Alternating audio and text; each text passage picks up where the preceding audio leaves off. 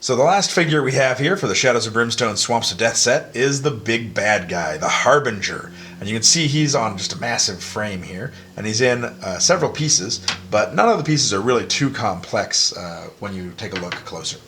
Now again, you want to use your clippers to clip them off the frame, and you want to put the flat edge of the clippers right up against the figure so that you get as little bit of the sprue left on the figure as you can.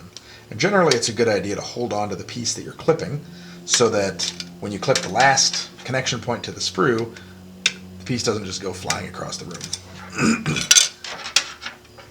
So we'll clip all of these parts off. And you can see that he's got his two gigantic wings, which create a really big wingspan for him. He also has his two arms, he's got his long tail, he's got the two halves of his head, he's got his two legs, and he's also got the 2 feet that connect to the bottom of the legs, and he's got 2 halves of his body. So whenever I'm clipping these off, I basically will put them into a little pile of like pieces. So if I have his 2 legs, then I'll put those together with the feet and whatnot. So I put the 2 wings together, I got the tail here, I'll go ahead and clip off the 2 arms.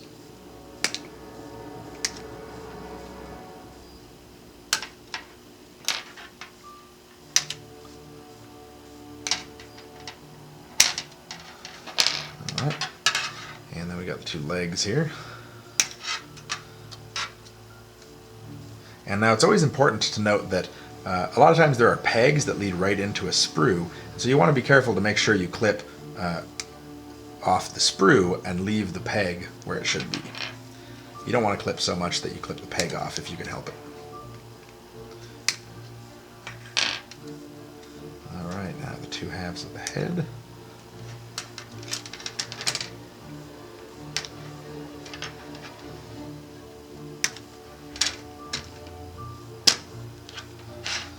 Alright, and then we have the 2 feet.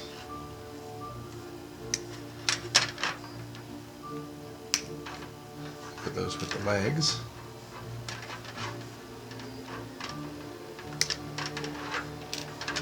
And last but not least, we have the 2 halves of the body.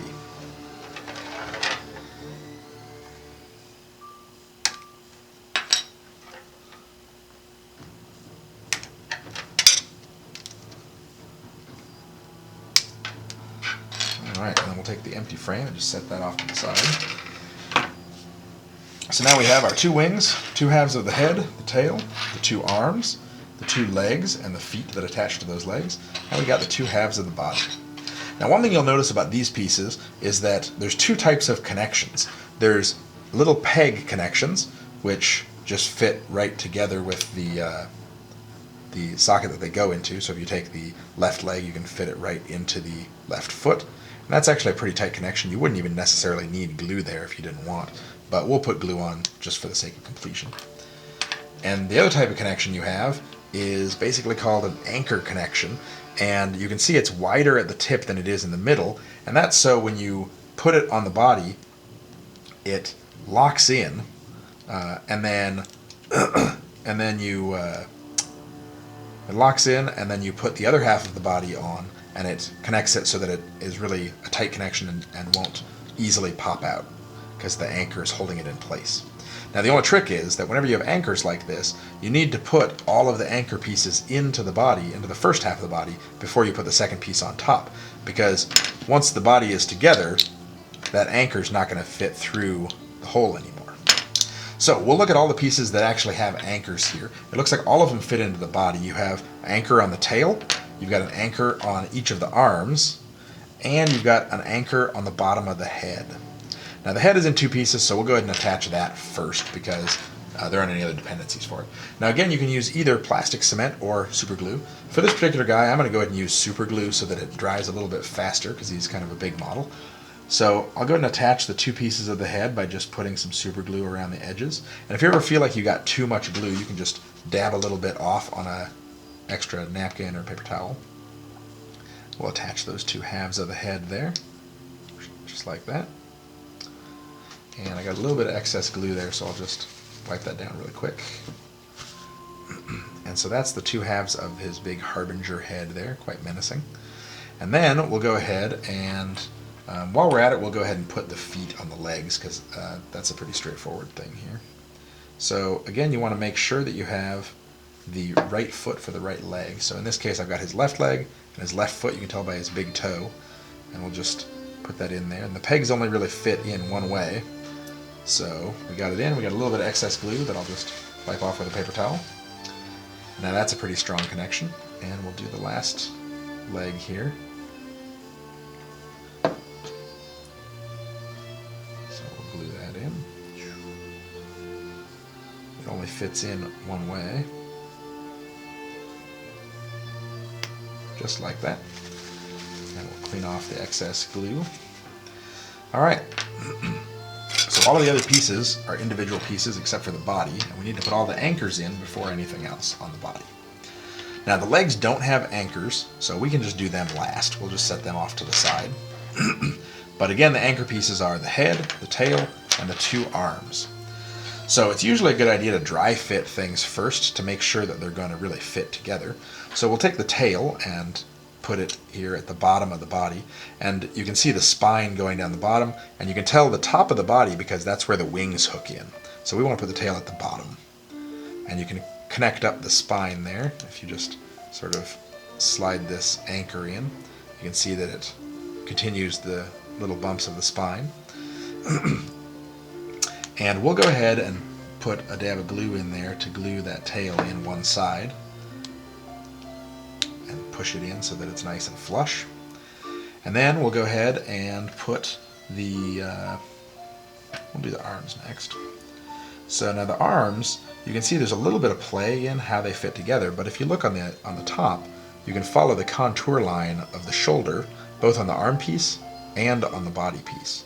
So we'll go ahead and put a little bit of glue in that joint, and then we'll put the arm in and slide it up so that it matches. The contour of the shoulder matches the body. Alright, and the next one we'll do is the other arm here. So we put a little bit of glue on, we put the shoulder piece up to it, and again we want to match the contour of the body. So it looks like it'll be about like that. So we hold that in place, and it's making it so that he's reaching down at his victims. Alright, so we'll just hold that for a second so that it sticks. And, oops. That's one of the downsides of super glue is it can dry faster, but it doesn't have an immediate stickiness like the plastic cement does. So if we hold this in place for a second, it'll take, I don't know, maybe 10 or 15 seconds to really get tacky enough to stick. Now one thing you'll notice here on the neck connection is there's a little bit of a nub that's still on there, and so it's a good idea to file that down, or maybe even use a modeling knife to trim off just a little bit of that nub so that it's a cleaner connection to the head. So we'll go ahead and put a little bit of glue in there, and we'll drop the head in. And again, the mouth goes down, so make sure you get it in the right orientation. And we can see the back of the neck sits flush. And last but not least, we need to put the front of the body on. So we'll put glue on each of the anchors, put some glue along the contour of the body, and then we'll go ahead and fit the front half on there. Alright, so we press it into place.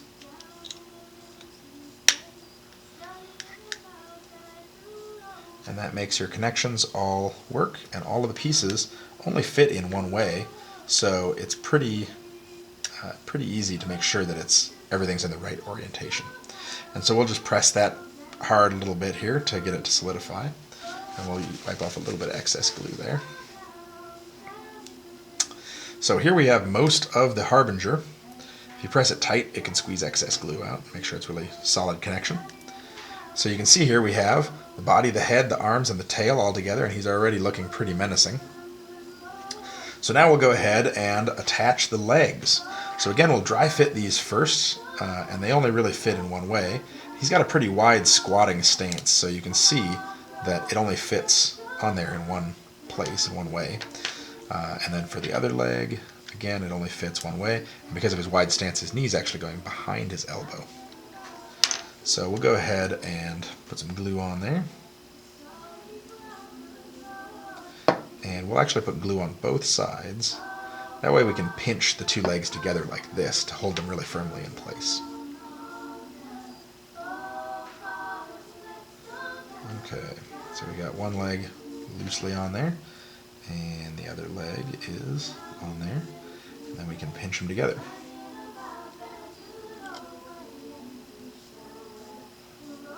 Alright, so, and now you can see that the model actually can stand on his own because he's a pretty well balanced figure.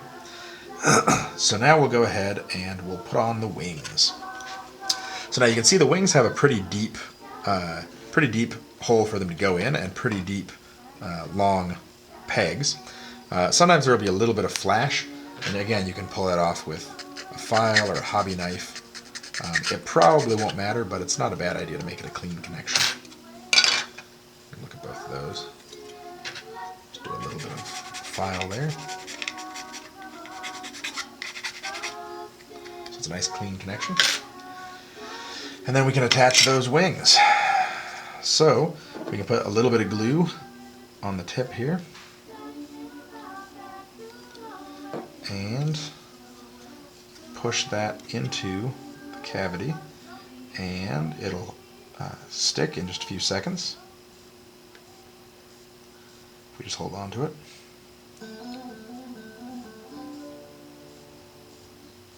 Now, one nice thing about a big model like this being in plastic is that the pieces are not so heavy that they're going to tear itself apart. The plastic is pretty lightweight. And we'll go ahead and put some glue in the other cavity for the other wing, and we can press that in as well. And a lot of times, if you want to make sure that it's a good solid connection, you can support the bottom of the body and then press from the other side. That way you can sort of wiggle it and make sure that it's the way it's supposed to be fitting in there. Alright, and there we have the Harbinger. So we can just, last but not least, put some glue on the bottom of his feet, and then center him on his 60mm large base, extra large base, and just center him on the base there, and we have a nice, complete Harbinger model to terrorize the heroes.